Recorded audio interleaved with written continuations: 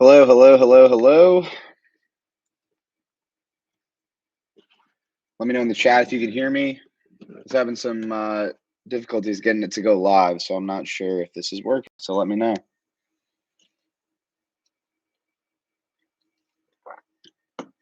What's up, what's up, what's up, what's up? All right, everyone can hear me. I just tweeted it out. Let's let some people trickle in.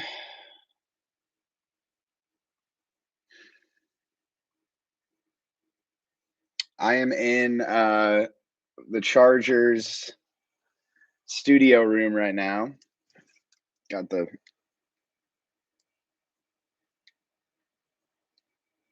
soundproof styrofoam thingy majiggers. Got some lighting and camera and stuff.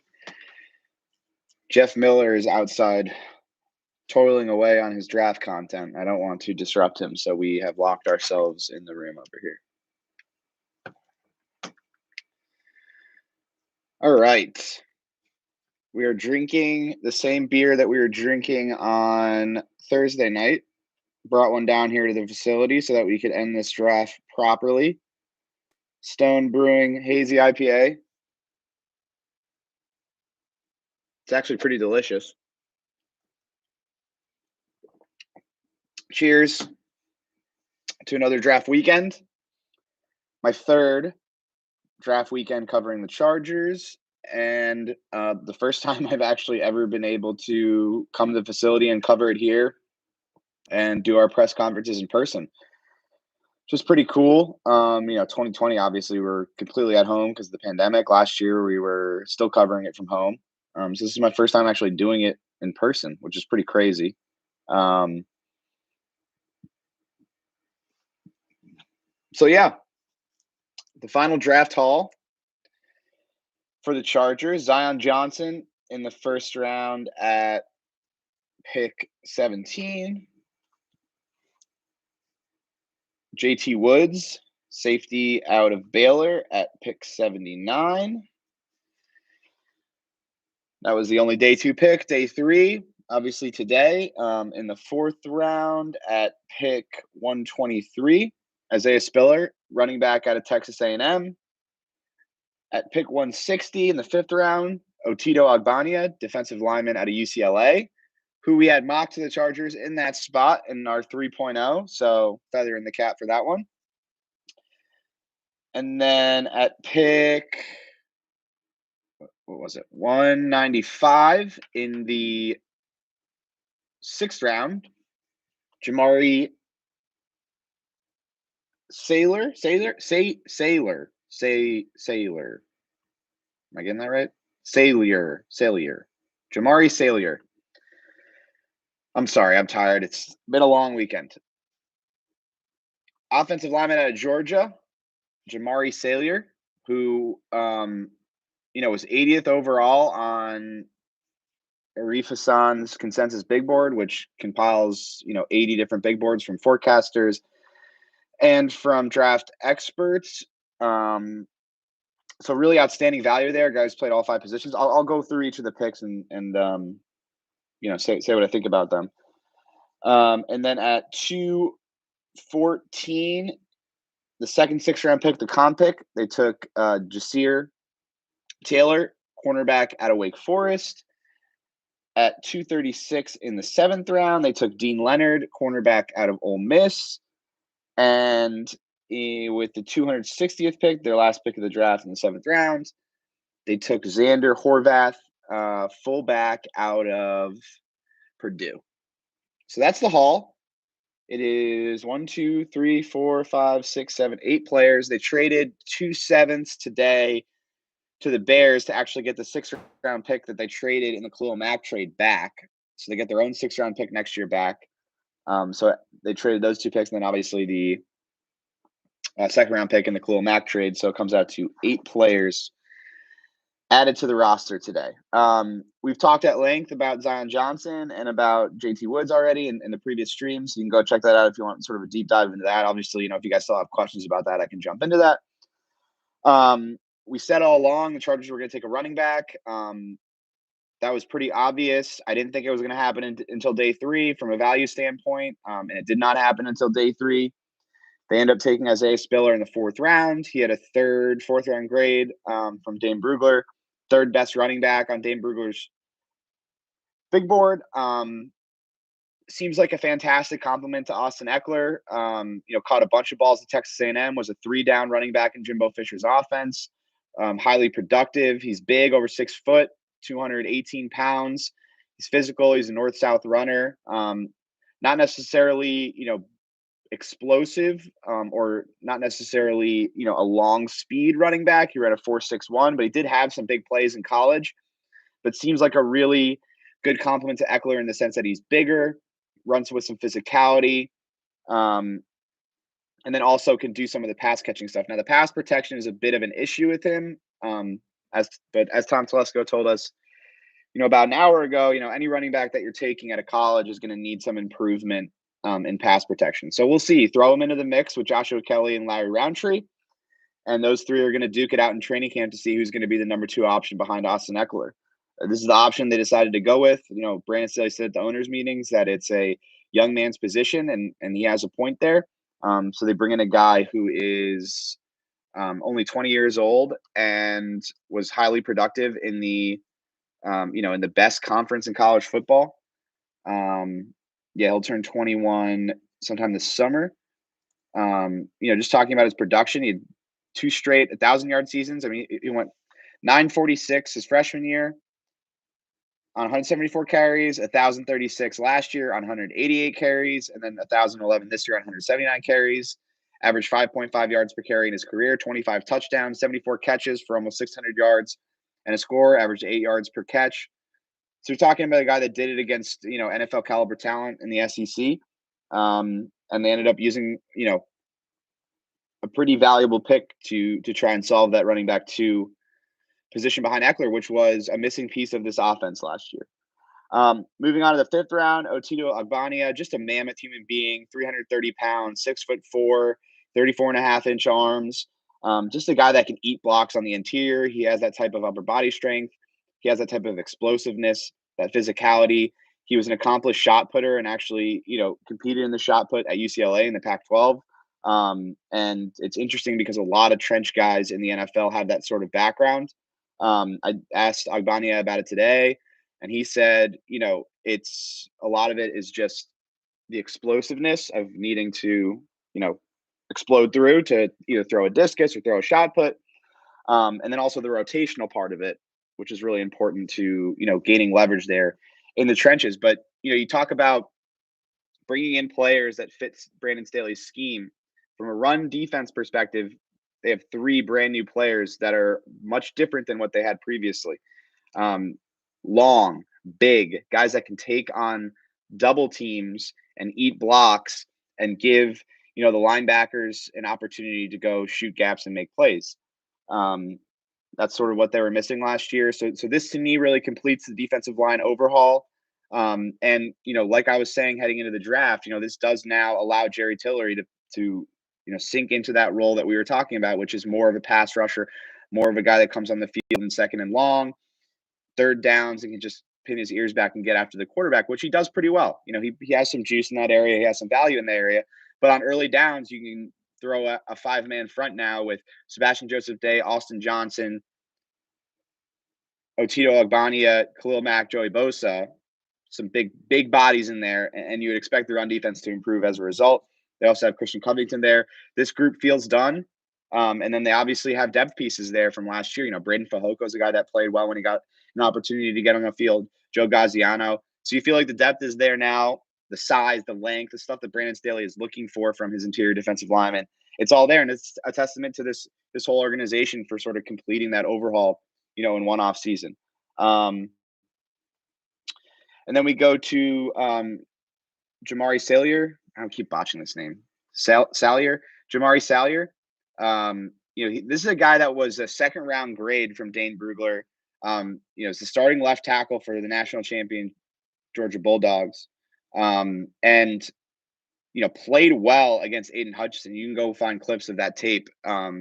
Played really well at left tackle. Now he's going to be a guard for the Chargers. That's what he projects as, just in terms of his measurables, in terms of his movement. He did say that some teams were viewing him potentially as a right tackle, but he's going to be an interior player. But the key thing with him is that he played all 5 positions in college. He had snaps in games at all 5 positions, including center. So both guard spots, center, and both tackle spots. So that is a perfect depth piece. And you get him in the 6th round, great value, a guy that, a lot of people believed, was going to be potentially 2nd, 3rd, 4th round pick. You get him in the 6th round, late in the 6th round with a comp pick, and he has the potential to play any position on the offensive line. So you feel like with the 2 picks they made, the offensive line is better. There is a question at right tackle, but the offensive line is better, right? You got Zion Johnson there at right guard. You have 4 really quality players in your offensive line that can run block and pass protect. Rashawn Slater, Matt Filer, Corey Linsley, and Zion Johnson. That's a really, really solid group of 4 players. And so if you have a weak spot on that offensive line at right tackle, you can target all of your help to that side. And that's really going to be the strategy. We'll see if it works. We'll see if the schematics, can create success and give whoever starts at right tackle the help they need to be successful in pass protection. We'll see sort of how that shakes out. But you feel like the offensive line is better, and you also feel like it's deeper now, right? Because you're not going to have to go sign Michael Schofield. You're not going to have to go sign Senio Kelemete. You have Jamari Salyer, who can back up all 5 positions. You have Brendan Hymas, who can be, swing guard with potentially some tackle flex in a pinch. You have Trey Pipkins, who, is going to be in line to start at right tackle, and they feel like he has some guard flex, and they have Storm Norton as a potential swing tackle. You feel like you've got some depth there. The offensive line is better. It's deeper. And we'll see. I mean, there's still some right tackles available. We'll see what happens in the post-draft free agency wave. I wouldn't rule out them going and signing a Riley Reif, a Dennis Kelly, somebody like that to come in, potentially start at right tackle. But it feels like, from everything that I've heard, that they're going to sort of rely on, one of those 2 guys making a big step and then, scheming things up with their 4 really solid offensive linemen on the other on to the left of that right tackle, right?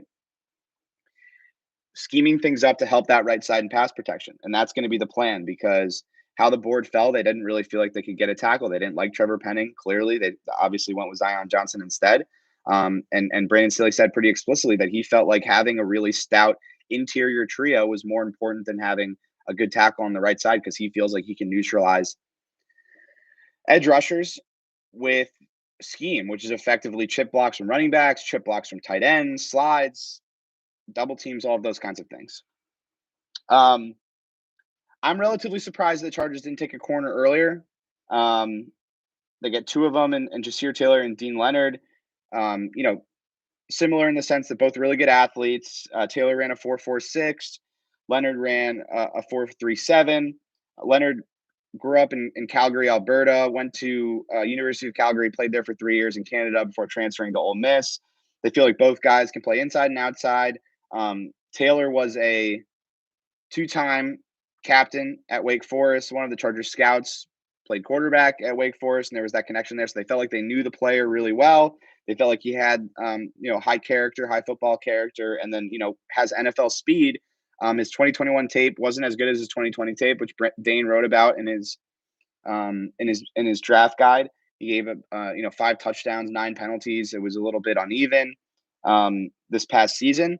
But they feel like they added some speed. They feel like they added some NFL traits at corner, and they're going to throw them in the mix there to compete with Tavon Campbell for a roster spot.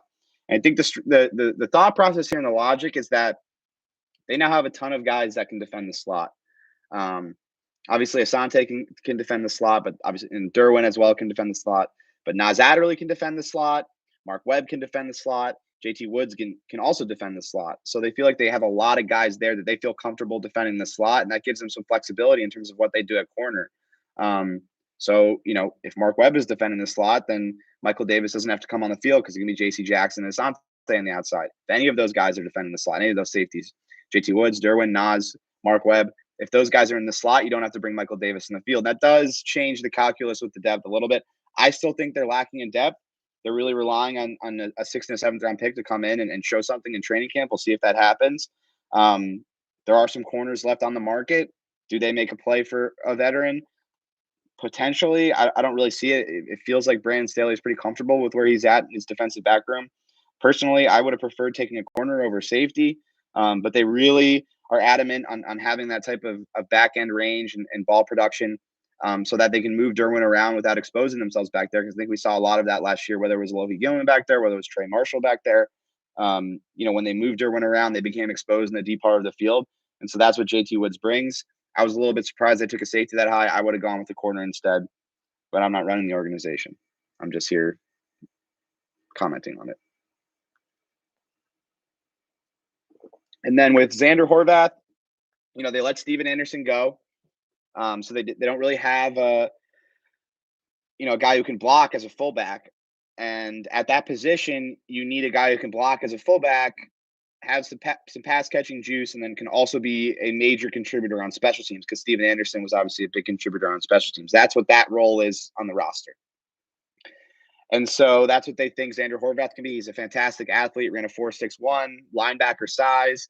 Was Tom Telesco sort of compared his role at Purdue to like a Mike Allstott. So he was like a running back, fullback type hybrid player, had decent production, did some lead blocking, but not enough. So they're sort of projecting that part of it, but they feel like he can be a real presence on special teams and sort of fill that role. I don't think Gabe Neighbors is a good enough blocker to fill that role. He's a decent special teams player and does have some route running and pass catching ability, some tight end flex. But it's going to be Gabe Neighbors and Xander Horvath competing for that role. Whoever can come out on top and show that they have the blocking juice as a fullback, to claim that role. And then, whoever shows up on special teams in those preseason games, which are obviously really important. So there's your roundup. Let's get to questions.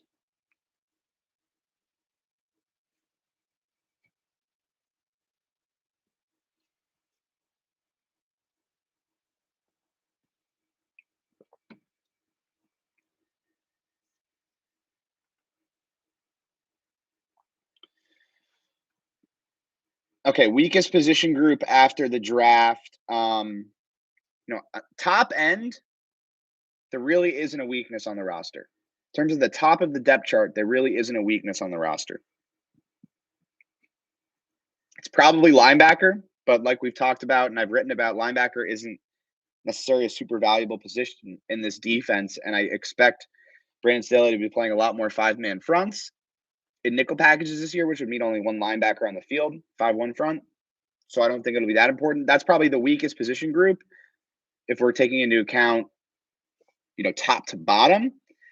But I think, a more important question is, where are they lacking depth the most? And for me, that's at edge rusher.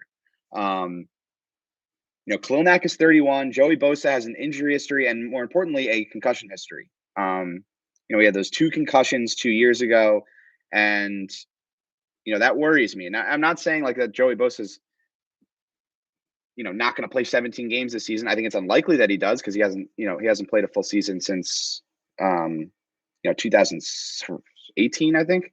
Let's look. But you just have to have contingency plans. That's why depth is important. You guys know this better than any fan base in football. The depth is essential. We saw it happen. What happened last year? 2019, he played 16 games. But he's only played a full season twice in his career. So, you love what Khalil Mack and Joey Bosa bring, but the depth behind them is lacking right now. And I'm high on Chris Rumph. I'm probably higher on Chris Rumph than most people. I loved what I saw from him last year. I think when he puts on some mass, he's going to come back and be a difference maker as that third edge rusher. But they don't really have anyone else, and you're one injury away from really having that part of the roster exposed. And so I was really, really surprised that they didn't take an edge rusher in this draft. I think that they were considering an edge rusher at certain points. The board just didn't fall the way they wanted to. I think the one place they might have taken an edge rusher was in the 5th round at 160, but I know they loved Otino Agbania, and that's the pick they ended up making at that spot. They brought in an outside linebacker as an undrafted free agent, Ty Shelby out of Louisiana Monroe, but undrafted free agent. I know sometimes you'll find a diamond in the rough there, but they're lacking in depth, and I would fully expect them to sign a veteran edge rusher at some point, because that's a real weak point on the roster right now. They obviously improved the top of the depth chart, but after that, it's really concerning. And it felt like something they should have addressed in the draft. And that's why I'm sitting here and saying, okay, they take JT Woods. I know why they took JT Woods. They obviously love the speed. They love his presence in the deep part of the field. Ball production, interceptions, taking the ball away. I get all of that, and it frees them up to move Derwin around, but it just felt like depth at edge rusher was more important there. And not taking an edge rusher in this draft is leaving them a little bit exposed right now. But they have, the season doesn't start tomorrow, and they have some time to potentially bring in another edge rusher to really round out that depth. I know they signed Jamal Davis from the CFL, but you're talking about a guy who's played in 3 NFL games in his career. And it's risky to rely on unproven players. At a certain point, you have to. That's just the nature of the NFL. But you'd like to have more depth than your 4th edge rusher being a guy who was out of the league last year and has only played in 3 NFL games in his career.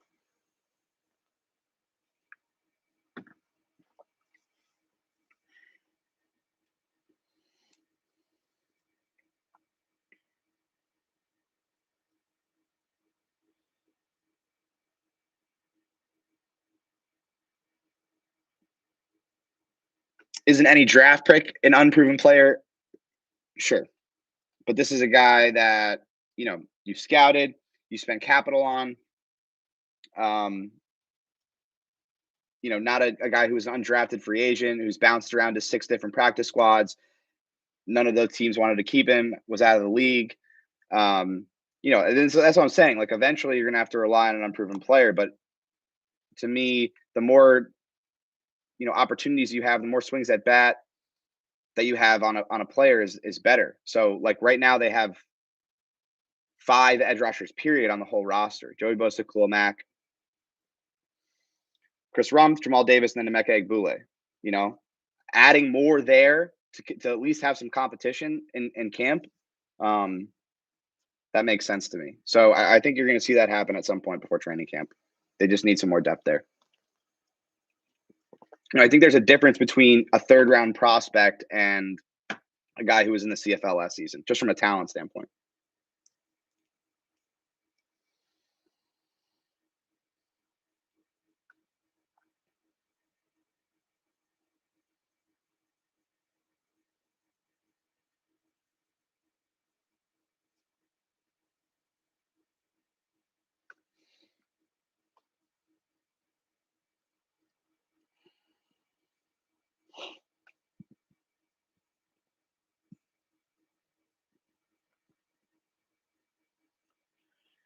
Do you think the Chargers would have taken Zamir White if the Raiders didn't jump in front of them? Tom Telesco said that, there were some guys in the 4th round that they really wanted that came off the board before them. So certainly possible. I don't think we'll ever know that for sure, though.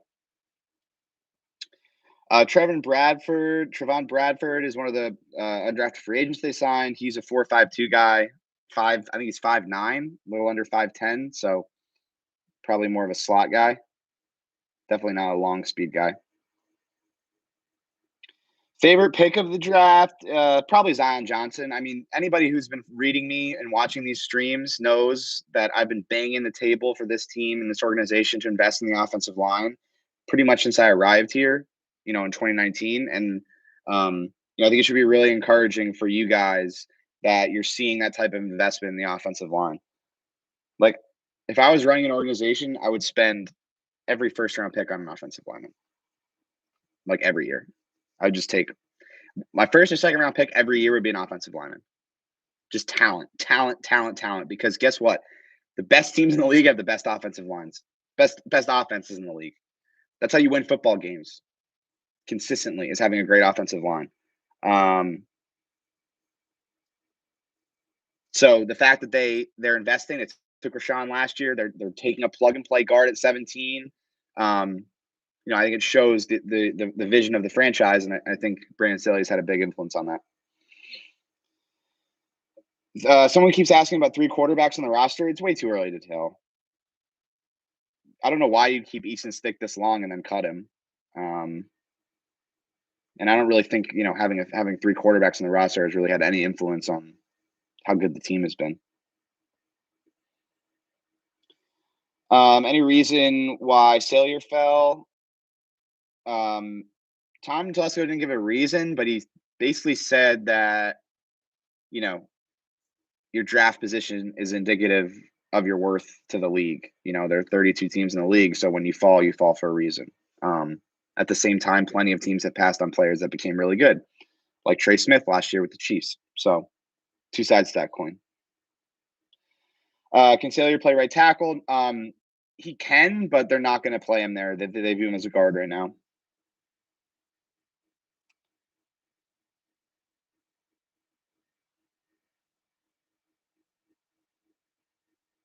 Record prediction, too early for that. Possibility of 4 running backs, high. They kept 4 running backs last year. Guyton have the ability to expand his route tree? Yeah, absolutely. I think we've seen him expand his route tree. I mean, when he first got here, he was a post 9 route guy, and I think we've seen him develop a little bit as a route runner. He's got all the physical tools in the world, and I think working under Keenan Allen and Mike Williams, working with Chris Beatty, the wide receivers coach, I think we've seen him improve a lot. And that's part of this, like the only way to become a really good football team is to have a solid player development program, and the Chargers are going to be relying on that to an extent here this season. Whether it's with Jalen Guyton, whether it's at right tackle with Storm Norton and Trey Pipkins, whether it's at edge rusher with Chris Rumph, at corner with Tavon Campbell and Michael Davis. You got to have great coaches, and you got to be able to develop players, or else you're not going to have long-term success in the NFL.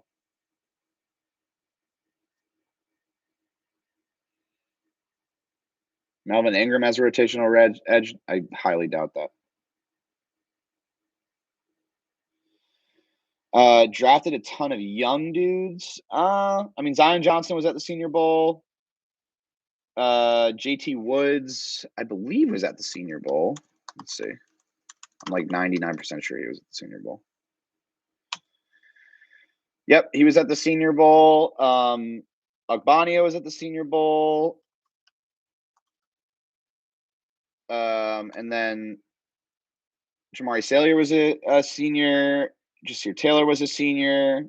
So I don't think they really drafted younger players. Isaiah Spiller's younger, but I think like at running back you want younger guys. I think that's like a positional thing versus like they're actually taking younger players. Yeah, it's pretty similar to how they usually operate, which is like they like drafting guys that have experience, that have played football, because that usually leads to better fundamentals and technique.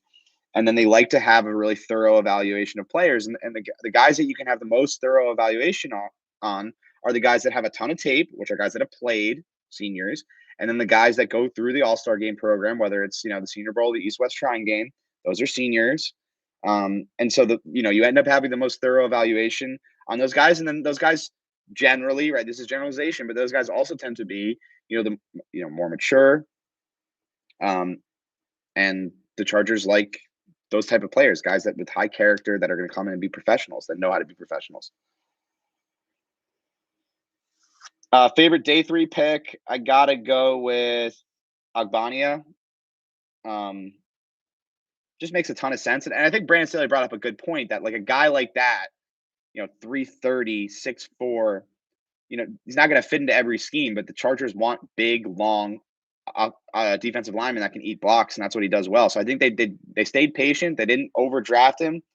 They got him at pretty much exactly where his grade was, but he's a guy that they wanted all along. So I thought that was a really good pick.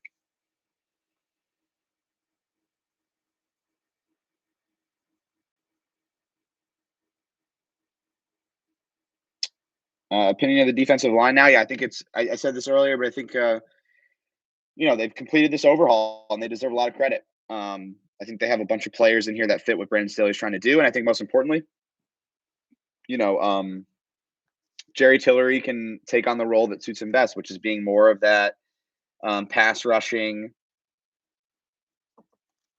interior defensive lineman. And he isn't going to be forced to play on early downs as long as Agbania develops the way that they think he will.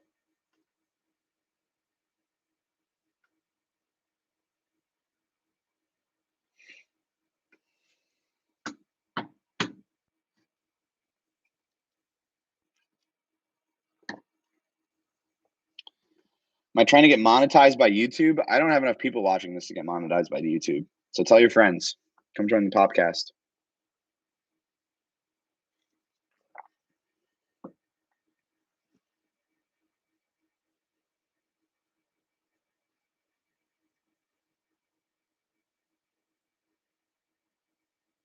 So who will be the pass rushing for in nickel and dime? So I think the Chargers are going to play a lot more 5-man fronts in nickel.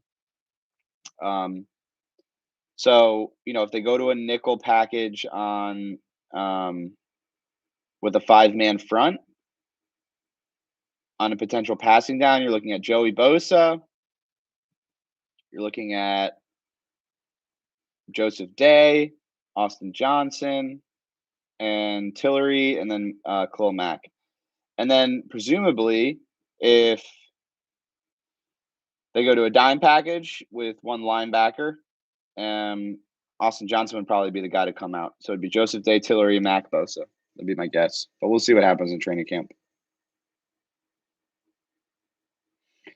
Expect the Chargers to get another wide receiver in free agency. Sure, I think they could address that speed with a free agent. Keelan Cole's still available. Marquise Goodwin, a little bit older, but guy was like an Olympic sprinter. Like if you're looking for speed, you can find it. Like Will Fuller is probably a little too expensive, but potentially.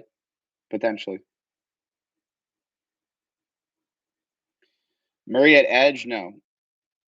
I don't think that they tried that experiment, and I don't think they're going to go back to it. He's an off-ball linebacker in the scheme.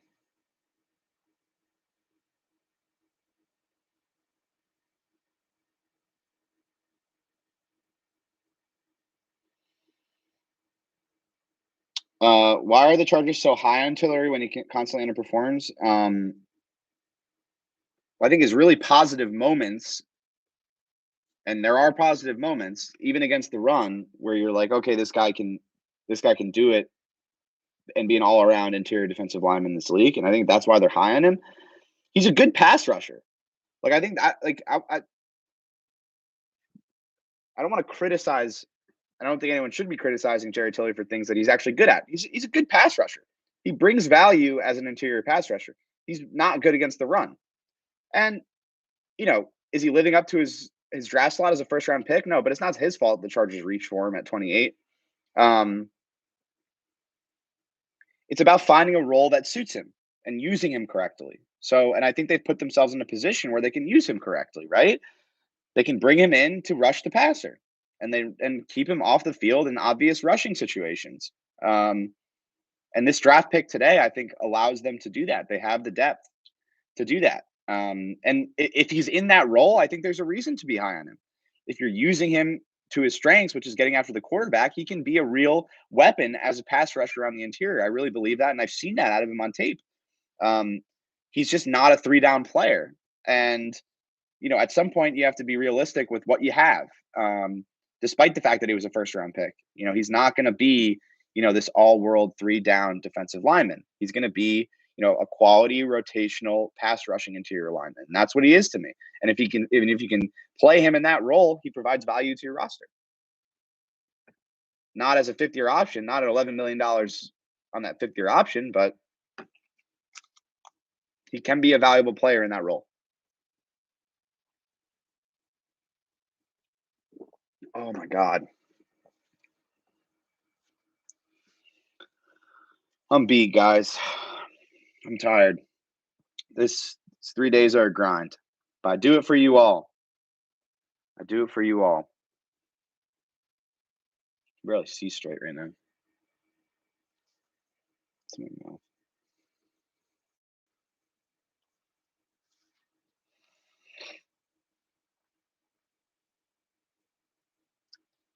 Where did the Chargers defense? How many hours have I slept in the past 72? I got like 4 last night. And then I don't even know, like 4 the previous night, I think. Frank was up at like 6 in the morning, obviously, the one day I could sleep in. What was that question I was answering?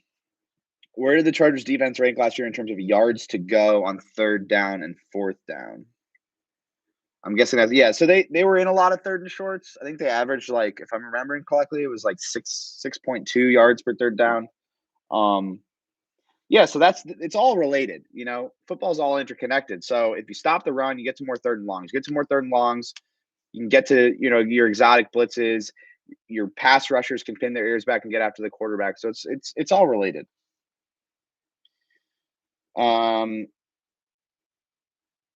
Besides Zion, what's my favorite pick? Probably Agbania.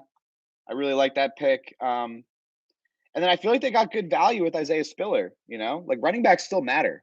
Hashtag running backs matter. That was a real issue with this offense last year, was not having an option behind Austin Eckler. And they went out and they got the 3rd best running back in the draft in the 4th round. Great value. And I think he's a guy who's going to come in and contribute. And they needed it.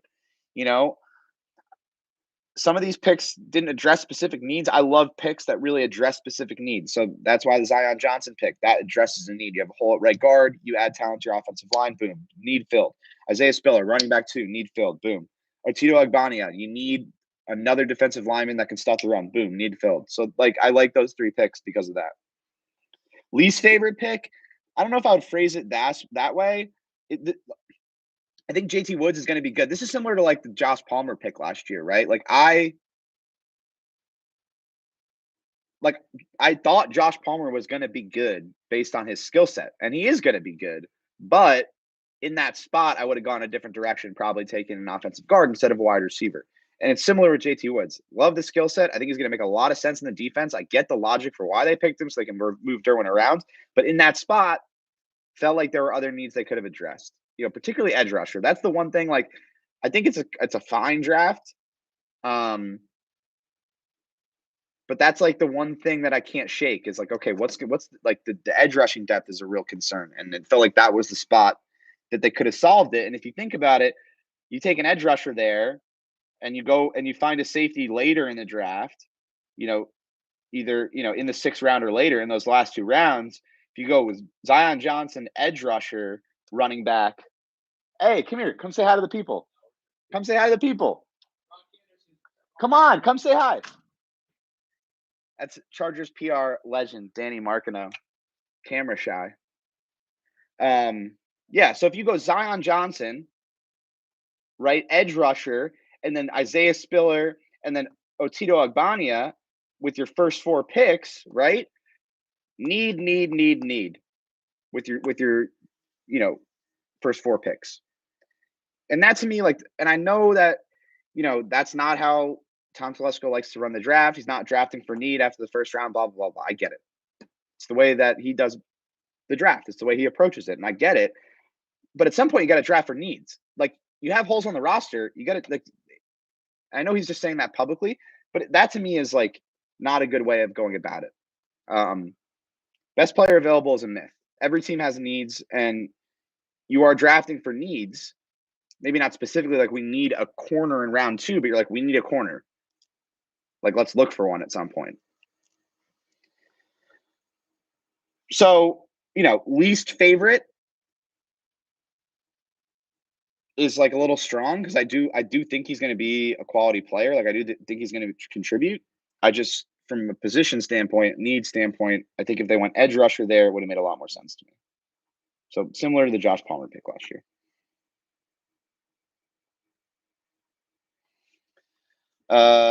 Last night I talked about my own big board. So I rely on, like, our draft expert Dane Brugler does an exceptional job with his draft guide. So when that drops, so I do my own research on some players, like, before, using, like, various consensus boards and stuff. But once Dane's draft guide drops, I'm in there every day, like, just looking through prospects. I'm focusing on specific needs for the Chargers. I'm looking through and reading the awesome scouting reports that Dane does. And then when I find players that align with what the Chargers usually like, Senior Bowl, team captains, maturity, college production at the positions of need, then I go and I like to watch those players just so I can get a feel of what they're like on the field as opposed to just reading about them. So that's sort of usually my process. So when I'm saying, like, my big board, I mean, I'm literally taking Dane's big board, and then I'm, like, compiling my own list at the positions of need, the Chargers have.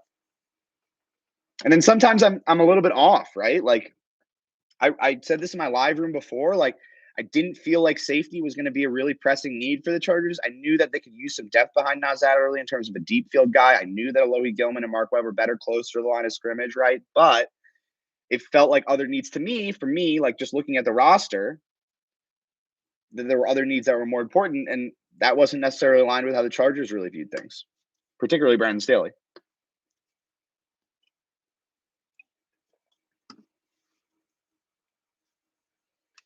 So, I mean, I think what happened last year is like I was on it last year. Like I had Rashawn mocked to the Chargers, I had Asante mocked to the Chargers, I had Trey McKitty mocked to the Chargers, I had Chris Rumph mocked to the Chargers, and I had Nick Neiman mocked to the Chargers.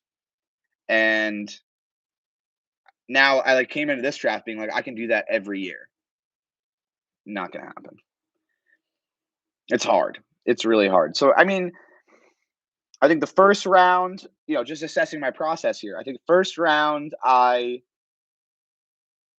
should have been more open to Zion Johnson as a first round pick, and I knew that just based on the history of where plug and play guards had gone. I knew the Chargers had a need there, and I should have been more open to that possibility at 17 as opposed to just in a trade down scenario.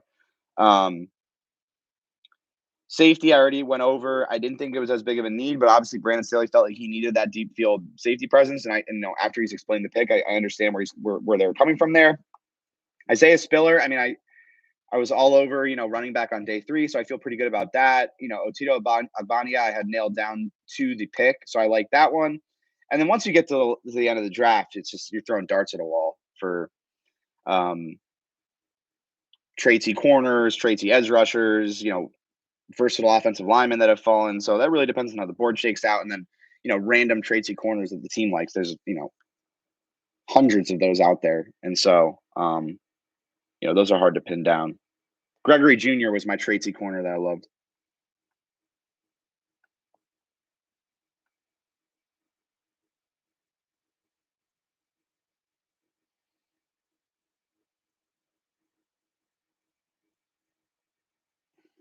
Staley pick, increased chance of Filer at right tackle.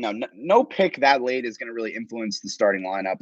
They took Zion Johnson to be their right guard. They're going to go with Filer, Lindsley, and Johnson as their trio on the inside. Obviously, Rashawn at left tackle, and they're going to figure out right tackle. It's going to be Storm Norton, Trey Pipkins, potentially a veteran. They'll figure it out, but they view Staley as a guard, as sort of a swing guard, backing up left and right with some center flex, and then only in like emergencies would they put him at right tackle.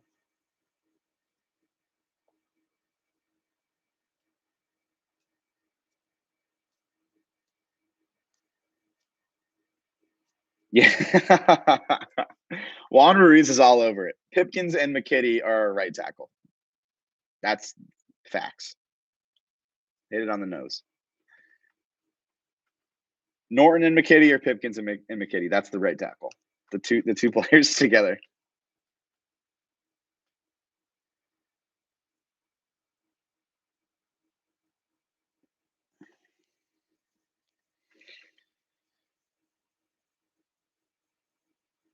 Is Zion going to help me build a computer? No, but I did tell him yesterday after the press conference that Austin Eckler is trying to build an app, and I told him that he should code the app for Austin Eckler, and he was like, maybe.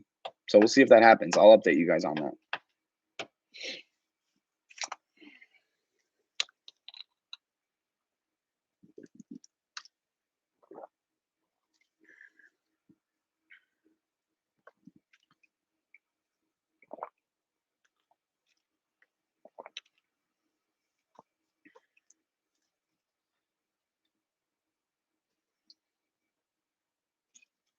All right, guys. Pop's done. Going on 45 minutes here. I think we hit on everything. Just want to say a big thank you to all of you guys who've been in these live streams the last 3 days. I have so much fun doing these. It's always wild that I have, 300, 400 people in here watching. So means a lot to me. Appreciate everyone that subscribes to The Athletic. Appreciate everyone that follows me on Twitter, reads my stuff. All the time I hear on radio hits and on TV appearances, and people that I meet in the business, they make jokes about, um, all 8 Chargers fans that are out there. And every time I hear that, I'm like, you have no idea.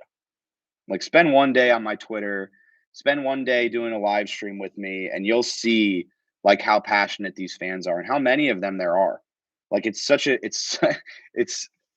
it's ridiculous that is, the narrative out there. And you guys prove it every single time I do one of these live streams. You guys prove it every day on Twitter.